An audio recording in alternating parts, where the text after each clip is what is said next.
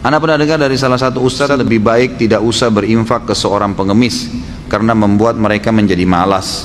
Lalu berinfak pada masjid yang masih banyak ritual bid'ah lebih baik tidak usah. Bagaimana menurut ustaz? Ya itu mungkin juhud beliau ya. Ini usaha pribadi barangkali. Kalau menurut saya ya.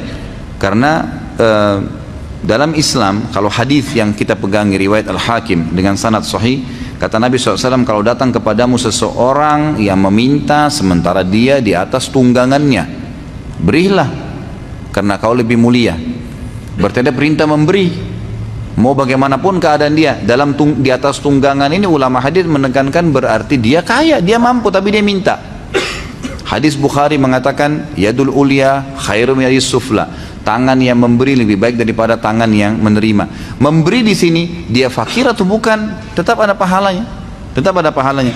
Terlebih lagi kalau imam fakir. Tadi hadis-hadis yang sudah saya sebutkan sebelum saya baca pertanyaan, bagaimana Nabi SAW memotivasi para sahabat disuruh sedekah walaupun dia punya satu kurma bagi dua, kalau ada orang susah bagi dua, kasih, gitu kan. Sampai-sampai kalau dia cuma punya satu butir kurma disuruh bagi dua, kasih orang susah kalau dia lihat, gitu kan. Seperti itu motivasi dalam agama. Kalau ada perkataan seorang ustadz, dia mengatakan bahwasanya tidak usah memberi karena melatih pengemis untuk terbiasa. Dari mana dia punya jaminan si fakir yang sedang minta itu, yang mengemis itu memang bisa bekerja? Bukankah sekarang, saya tanya ikhwani, bukankah sekarang banyak sarjana menganggur? Bukankah banyak orang yang fisiknya masih sehat mau bekerja jadi pembantu rumah tangga nggak diterima? Banyak sekali, gitu kan?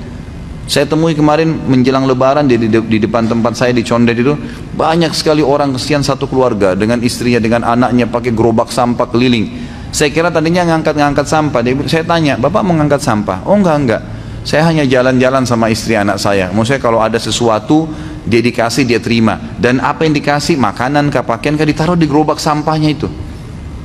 Itu kalau kita lihat fisiknya masih kuat, suaminya masih kuat, istrinya kuat, anak-anaknya semua pintar-pintar, ada jalan.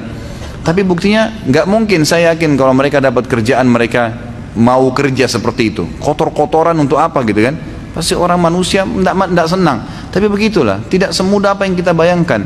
Jadi jangan kita tarik potensi yang sedang ada atau kelebihan yang sedang ada pada diri kita berarti semua orang sama, gitu. Kita bisa melamar kerja dapat kerja, berarti semua orang bisa dapat kerja. Buktinya banyak orang yang ditolak melamar kerja, gitu kan? Banyak. Jadi kita nggak bisa tahu. Makanya dalam Islam hukumnya hukum zahir yang kelihatan. Ada orang minta, kasih aja. Oh dia menipu nanti Ustaz, itu urusan dia sama Allah. Karena Allah nggak mentaklif kita, nggak membebankan kita sampai pada tingkat menilai dia ini bohong atau enggak. Nggak ada urusan sama kita itu. Saya sudah pernah kasih contoh. Sekarang di majelis kita ini tiba-tiba ada orang datang bawa proposal masjid. Nih masjid butuh 100 juta, kita nyumbang semua. Sebulan kemudian kita tahu orangnya nipu, nggak mau masjid, kita rugi? Demi Allah enggak, sama sekali enggak. Kita tetap dapat pahala sesuai dengan niat kita mau masjid. Allah akan kasih itu. Dianya dihukum karena menipunya, gitu kan? Jadi nggak ada celah kita temukan untuk tidak memberi orang. Allahu a'lam.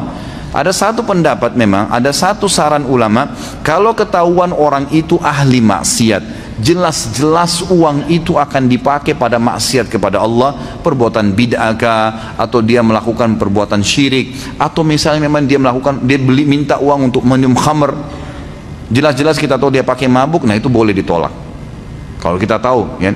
Tapi kalau kita nggak tahu secara zahir, orang datang minta, kasih aja, nggak usah lihat ya bagaimana penampilan dia. Itu yang saya tahu, Allahu a'lam. Kemudian tadi kalau dikatakan berinfak kepada masjid yang di dalamnya banyak ritual bid'ah, lebih baik tidak usah. Mungkin lebih baik, Allahu a'lam. Kalau kata-kata lebih baik mungkin ya. Tapi saya sarankan seperti tadi, hukum zahir. Kita masuk ke masjid, kita nggak tahu masjid ini jalanin sunnah atau enggak, atau banyak bid'ahnya atau enggak. Udah celengan masjid lagi lewat, kita mau bersedekah, sedekah aja. Kecuali jelas-jelas kita tahu ada pelanggaran, tidak boleh dibantu, tidak boleh didukung, gitu kan. Tapi hukumnya hukum zahir semua, yang kelihatan depan mata itu yang kita hukumi. Allahu a'lam.